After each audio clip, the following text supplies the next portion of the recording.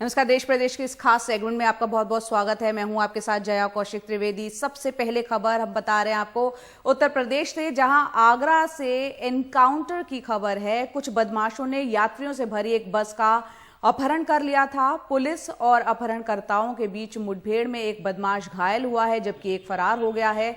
2 दिन पहले आपको बता दें कि आगरा से गुजर रही एक बस को कुछ लोगों ने 34 मुसाफिरों समेत अगवा कर लिया था। मुसाफिरों समेत बस अगवा हो जाने से काफी हंगामा मच गया था। बस गुरुग्राम से मध्य प्रदेश जा रही थी।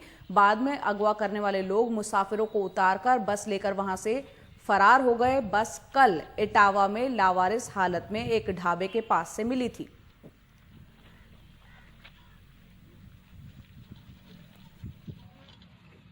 ये जो आप देख रहे हैं कि एक मोटरसाइकिल पर 2 अपराधी प्रदीप गुप्ता और उसका साथी यतेंद्र यादव, ये दोनों आ रहे थे। घेराबंदी में उन लोगों ने फायरिंग किया, जिसमें एक अभियुक्त प्रदीप गुप्ता जो मेन मास्टरमाइंड है, उसके गोली लगी है। उसको इलाज के लिए जो हॉस्पिटल भेजा गया है। दूसरा अभियुक्त जो है इधर खेतों में भागने में भाग गया है। हमारी टीमें उसकी गिरफ्तारी के लिए और अन्य जो साथी इसके जानकारी में है, उनके लिए भी हमारी टीमें लगी हुई हैं। और इस वक्त हमारे सहयोगी कमाल खान ज्यादा जानकारी के साथ हमारे साथ जुड़ रहे हैं। कमाल, ये जो अपहरणकर्ता, जिसमें कि एक घायल हुआ है, दूसरा फरार हो गया, कुल कितने अपहरणकर्ता थे? ये इटावा में लावारिस हालत में जो बस मिली है उसकी तस्वीरें हम दिखा रहे हैं। अपहरणकर्ताओं का मकसद क्या था? क्योंकि जिस तरह से गाड़ी छोड़कर फरार हो गए, यात्रियों को उन्होंने उतार दिया था, क्या है कुछ पूरी ये घटना समझाएं। देखिए, ऐसा है कि जो बस के कंडक्टर ने बाद में बताया था, उसका कहना था कि 8-10 लोग थे और 2 जाइलो गाड़ी से आए थे और उन्होंने इनके बस को पहले ड्राइवर को उतारने की कोशिश की। ड्राइवर नहीं उतरा, गाड़ी लेके भाग गया। उसको लगा कि कोई लुटेरे तो नहीं है, तो आगे इन्होंने उसको ओवरटेक करके उसके सामने गाड़ी लगा के ड्राइवर कंडक्टर को उतार के अपनी गाड़ी में बिठा लिया था। इनका कहना था कि ये बस के फाइनेंसर हैं और जो मालिक है बस का, उसने 8 किस्त नहीं दी है और जब वो फोन करते हैं फाइनेंस करने वाले, तो मालिक जो है वो फोन किसी और को दे देते हैं और वो शख्स कहता है कि मालिक नहीं है बस के। लेकिन उनके रिश्तेदारों का कहना था कि ये फाइनेंस नहीं हुई है। बहरहाल जो बस के मालिक थे, उनकी परसों डेथ हो गई थी, शायद कोरोना की वजह से। उनका परिवार भी क्वारंटीन है और गमी में थे। पुलिस के लोग ज्यादा पूछताछ नहीं कर पाए। लेकिन उनके बेटे को जब अगवा करने वालों की सीसीटीवी फुटेज दिखाई गई, तो उन्होंने बताया कि उनमें से एक अगवा करने वाला मेन शख्स जो है वो प्रदीप गुप्ता है। प्रदीप गुप्ता इटावा आरटीओ का दलाल पुलिस का कहना है कि है, और 2018 में वो जेल गया था। बहुत बड़ा दलाल है। उसके साथ 2 ARTO भी जेल गए थे। उस वक्त उसके घर पे रेड हुई थी, तो 10 किलो चांदी, 2 किलो सोना और 28.5 लाख रुपया कैश बरामद हुआ था।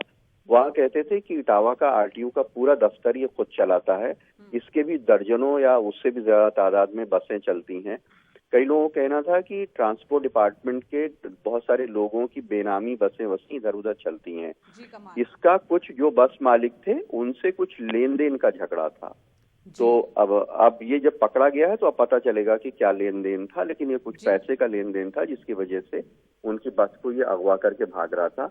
आज फतेहाबाद में जब ये बस छोड़ के भाग चुका था, मोटरसाइकिल से जा रहा था अपने एक दूसरे साथी के साथ, तो पुलिस ने चेज किया, उसमें ये पकड़ा गया है और घायल हुआ है। जी कमाल, बहुत बहुत शुक्रिया इस पूरी जानकारी के लिए आपका। कोरोना महामारी के कारण बहुत से लोगों की नौकरियां गई हैं, बहुत लोगों का रोजगार ठप पड़ गया। ऐसी ही खबर उत्तराखंड से आपको हम दिखाने जा रहे हैं। यहां बैंड वाले तंगी में दिन गुजार रहे हैं। डिमांड ना होने से इनके सामने घर चलाना एक बहुत बड़ी चुनौती बन गई है। ऐसे में यहां के बैंड वालों ने बैंड बजाया, किसी बारात में नहीं, बल्कि सरकार का ध्यान अपनी तरफ, अपनी आर्थिक हालात पर खींचने के लिए ये किया गया, सरकार के कानों तक, ताकि आवाज पहुंचे और वो इनकी सुध ले। आइए देखते हैं रिपोर्ट।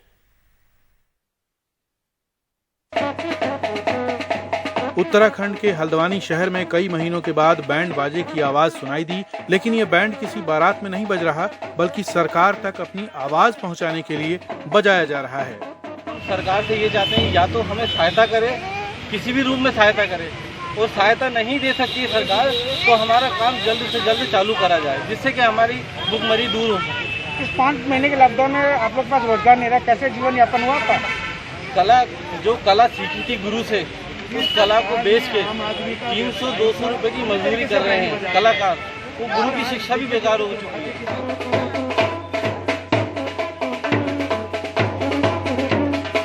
बैंड वालों के साथ घोड़ी बिजली वाले भी हैं और उनकी आवाज सरकार तक पहुंचाने के लिए इनके साथ वो सुर ताल मिला रहे हैं। सत्ता वाले तो साथ आए नहीं, विपक्ष वाले भी इनके दर्द में शामिल हो गए। इतना बड़ा इकोनॉमिक राहत पैकेज डिक्लेयर हुआ, उसमें इनका हिस्सा कहाँ पे है? राज्य सरकार क्यों सोई है? त्रिवेंद्र सिंह रावत जी क्यों सोए हैं? ऐसा क्यों दिन आया है कि यहाँ पे इन बैंड वालों को बेचारों को आके बुद्ध पार्क में बैंड बजाना पड़ा? ये पहली बार इतिहास में हुआ होगा कि बुद्ध पार्क में बैंड वाले आके बैंड बजा रहे हैं सरकार का। गरीबों का शोषण बंद करो, बंद करो। उत्तराखंड ही नहीं, पूरे देश में कोरोना संकट के चलते बैंड वालों की हालत खराब है। ऐसे में यदि सरकार इनका भी कुछ भला कर दे तो इन्हें थोड़ी राहत जरूर मिल सकती है। हल्द्वानी उत्तराखंड से दिनेश मानसेरा की रिपोर्ट, एनडीटीवी इंडिया।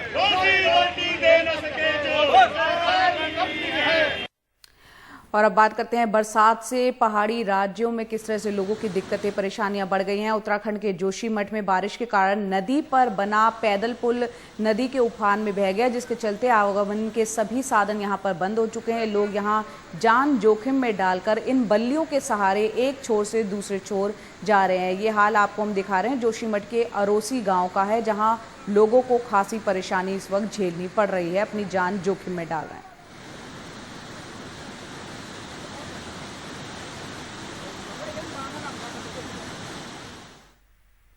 और अब आपको तस्वीर दिखाते हैं पंचकुला की। कोरोना महामारी के बीच पढ़ाई का नुकसान ना हो इसलिए ऑनलाइन क्लास शुरू की गई है, लेकिन जिन बच्चों के पास मोबाइल नहीं है, लैपटॉप, कंप्यूटर्स नहीं है, उन्हें पढ़ाई के लिए खासी दिक्कत हो रही है। ऐसे में पंचकुला के मोरनी हिल्स इलाके में कुछ बच्चे पढ़ाई पूरी करने के लिए 2 किलोमीटर तक चलकर उन दोस्तों के पास जाते हैं जिनके पास ये सुविधा है, यानी मोबाइल उनके पास है, ताकि वो भी अपनी पढ़ाई पूरी कर सकें।